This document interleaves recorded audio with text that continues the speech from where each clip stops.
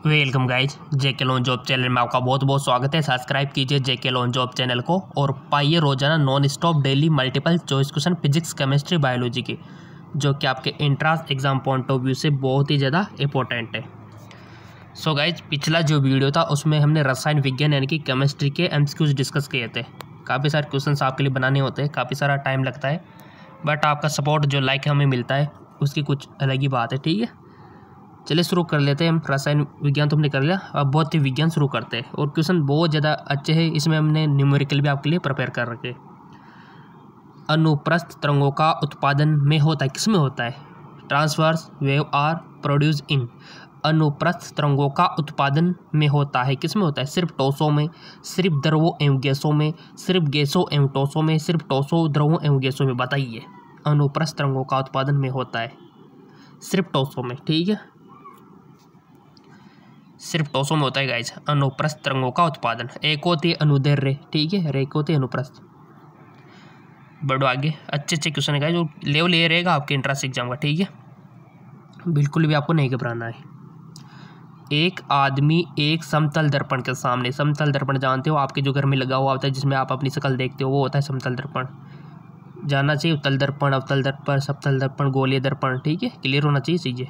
समतल दर्पण के सामने 12 मीटर की दूरी पर खड़ा है, वह अपनी छवि से 5 मीटर की दूरी रहना चाहता है, तो उसे दर्पण की ओर कितनी दूर चलना आवश्यक है?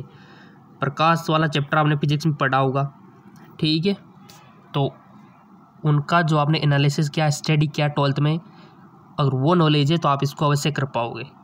और वही चीज़ हमने आपसे बोल रखी कि 11th और 12th से ही क्वेश्चन आते हैं, बाहर से क्वेश्चन नहीं आते आपके एंट्रेंस एग्जाम में। ठीक है, चाहे वो आपका बीएससी नर्सिंग का हो, चाहे वो आपका पैरामेडिकल का हो, पैरामेडिकल, ठीक हो, चाहे आपका फार्मेसी का हो। ठीक है, इनके जो एंट्रेंस एग्जाम होते हैं उनमें क्वेश्चन यहीं से आते हैं 11th और 12th से काफ़ी सारे क्वेश्चन आते हैं। ठीक है, तो ईमानदार से बताइए, रब पे करके, आपके घर पे अभी आप होंगे, पेज लीजिए, पेन लीजिए और इसको करके बताइए कि इसका राइट ऑप्शन क्या हो सकता है। राइट ऑप्शन अभी हम आपको बताएंगे, बट उससे पहले अगर आप थोड़ी सी प्रैक्टिस करोगे तो आपका फ़ायदा है। एक समतल दर्पण ये रहा आपका, इससे 12 मीटर की दूरी पर है, तो वह अपनी छवि 5 मीटर की दूरी पर रखना चाहता है, तो कितनी दूरी पर चलना होगा? ऑप्शन आपके सामने हाजिर है। 8.5 metre, 9.5 metre, 10.5 metre, 11.5 metre. I hope आपने, क्योंकि आप बहुत अच्छे क्या बहुत बढ़िया आप स्टूडेंट हो, आपने अवश्य किया होगा न्यूमेरिकल। और उसके बाद इसका राइट ऑप्शन हम आपको बता देते, आपके आया होगा 9.5 मीटर। आ गया तो समझ लो बहुत अच्छे स्टूडेंट आप हो और इंट्रेंस एग्ज़ाम आपसे हो सकता है क्लियर। ठीक है, और अच्छी खासी रैंक आप गेन कर सकते हो। अगर गलत रहा है तो कोई दिक्कत वाली बात नहीं है, हमारे ये जो चैनल पे वीडियो इनको देखो बार बार, आपकी भी प्रैक्टिस हो जाएगी और आप भी एक ही बार में सही क्वेश्चन कर दोगे। ठीक है, 20 मिनट में 300 सेंटीग्रेड का विद्युत आवेश कूलम्ब का विद्युतीय आवेश वहन करने वाले एक स्वाग में बहने वाली विद्युत प्रवाह होता है 15 एम्पियर, या फिर 1.5 एम्पियर, या फिर 0.25 एम्पियर, या फिर 2.5 एम्पियर। सो गाइस, जिसका राइट ऑप्शन हो जाएगा आपका 0.25 एम्पियर। ठीक है, 0.25 एम्पियर इसका राइट ऑप्शन हो जाएगा। चलो आगे, एक बीकर को 4 डिग्री सेंटीग्रेड पर पानी से भरा जाता है, और जब इसे या तो ठंडा या गर्म किया जाता है तो जल स्तर समान रहेगा, कम होता है, बढ़ता है और अति प्रवाहित हो जाता है। ठंडा करने पर कम होता है एवं गर्म करने पर बढ़ता है। बहुत अच्छा क्वेश्चन। एक बीकर में 4 डिग्री सेंटीग्रेड पर पानी भरा जाता है, और जब इसे ठंडा या गर्म किया जाता है तो जल स्तर, राइट ऑप्शन हो जाएगा, बढ़ता है और यह अति प्रवाहित हो जाता है। ठीक है, नेक्स्ट, अगर बारिश की एक बूंद अंतिम वेग के साथ ऊर्ध्वाधर रूप से नीचे की ओर गिरती है तो उस पर लगने वाला कुल बल कितना होगा? 9.8, 0 न्यूटन, 19.6, 4.9 न्यूटन। ईमानदार से बताइए इसका आंसर क्या हो सकता है। If a rain drop is falling vertically down with terminal velocity then what will be the net force of it.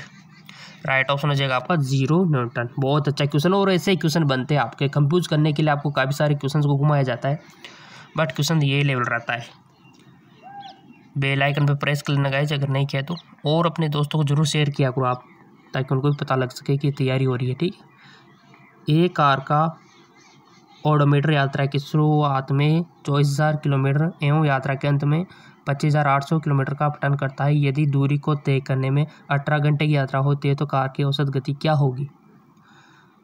100 kilometre, 120 kilometre, या फिर 60 किलोमीटर, या फिर 40 किलोमीटर पर घंटा। राइट ऑप्शन हो जाएगा ऐसे आपका 100 किलोमीटर पर घंटा। ठीक है,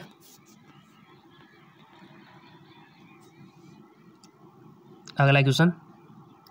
40 किलोग्राम वजन वाला एक लड़का 4 मिनट पर सेकंड के वेग से चलता है, उसका समय कितना होगा। A boy of mass 40 kilogram walk with a velocity of 4 metre per second, what will be is momentum.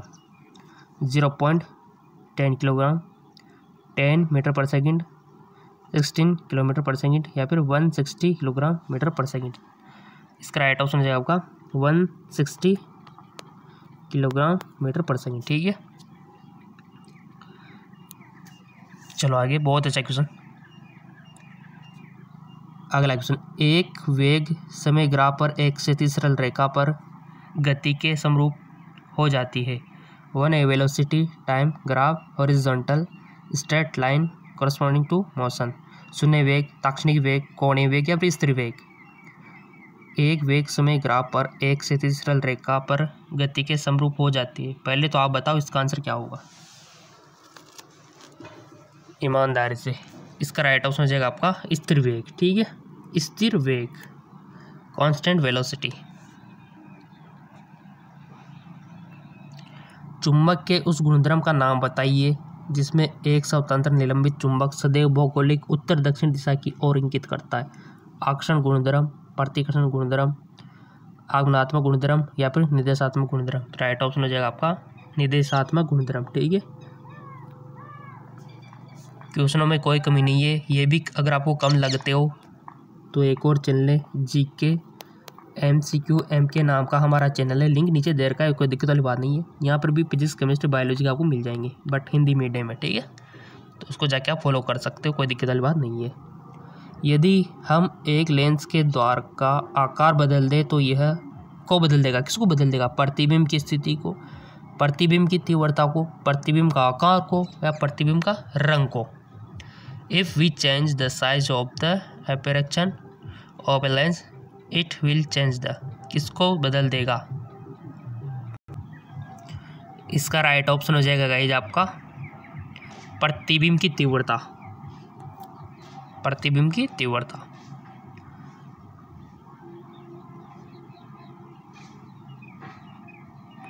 अगला क्वेश्चन।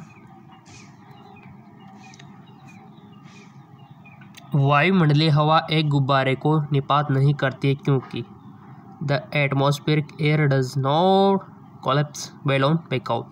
वायुमंडलीय दबाव अधिक होता है, गुब्बारे के भीतर भरी गैस का दबाव अधिक होता है। गुब्बारे के भीतर भरी गैस का दबाव वायुमंडलीय दबाव के समान होता है, गुब्बारे के भीतर कोई दबाव नहीं होता। वायुमंडलीय हवा एक गुब्बारे को निपात नहीं करती क्योंकि, तो इसका राइट ऑप्शन हो जाएगा गुब्बारे के भीतर भरी गैस का दबाव वायुमंडलीय दबाव के समान होता है। ठीक है, हाँ जी हाँ बिल्कुल, गुब्बारे के भीतर भरी गैस का दबाव वायुमंडलीय दबाव के समान होता है। क्वेश्चन तो मिलते रहेंगे आपको, बट आप लाइक अवश्य कर दिया करो, शेयर अवश्य किया करो ताकि दूसरों को पता लग सके। एक घंटे में एक घड़ी की 2 सेंटीमीटर लंबाई वाली मिनट की सुई का विस्थापन है।